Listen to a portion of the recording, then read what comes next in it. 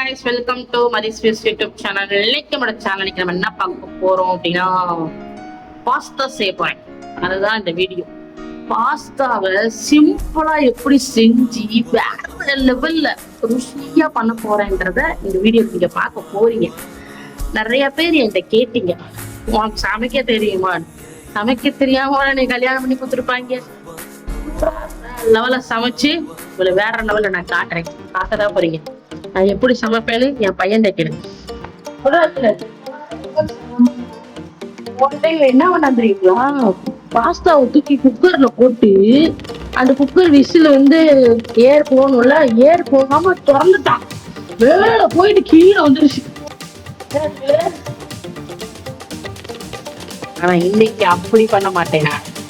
அது நான் பண்ண தப்பு கிடையாது, அவன் பண்ண தப்பு. ஆனா நான் பண்ணல அந்த மாதிரி. எப்படி செய்யறேன்னு மட்டும் பாருங்க.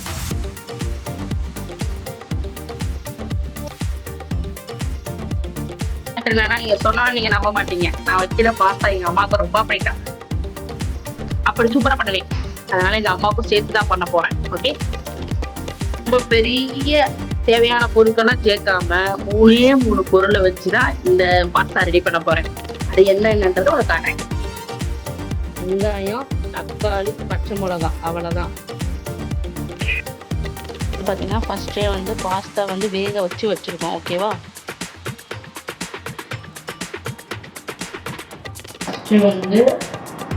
சட்டியை காய வச்சுக்கோம்.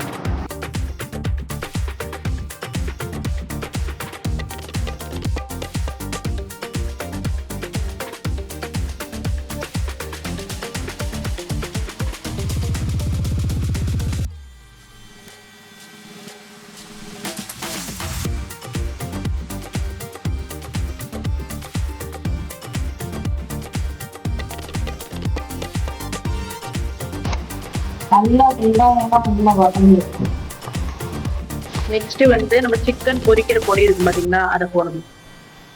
இது போட்டா நல்ல டேஸ்டா இருக்கும். அவனே நம்ம போட்டு வைக்கலாம். எங்க ஊர்ல நவி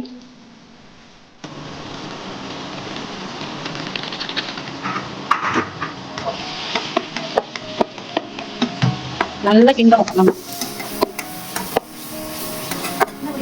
முருங்க வதக்குறா, முதல்ல வதக்கத்துல பத்தலைன்னா இன்னும் கொஞ்சம் கூட எண்ணெய் போது ஊற்றிக்கலாம். ஊற்றிட்டு அதுக்கப்புறம் கூட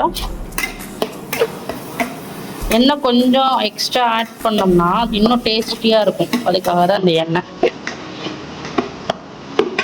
ட்ரை பண்ணி பாருங்க, வேற லெவலில் இருக்கும். அழகா இருக்கு பாருங்க, ரெட்டிஷா.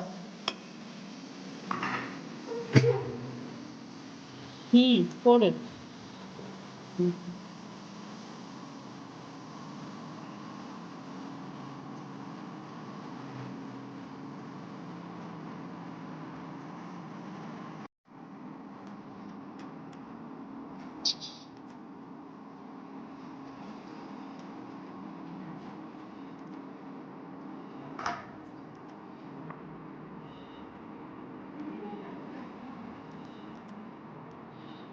இப்படி ஜூம் எப்படி வச்சு காட்டு. இப்படி அழகா ரெடி ஆயிடுச்சு.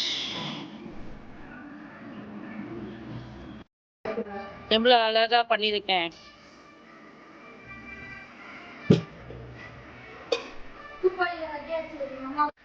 கட்டியாச்சு. ஒரு அற்புதமான ஒரு ரெசிபி செய்வோம். நம்மளோட சேனல் சப்ஸ்கிரைப் பண்ணி வச்சுக்கோங்க. ஓகே ஓகே, சாப்பிட்டு பார்த்துட்டு எப்படி இருக்குன்னு சொல்லட்டா.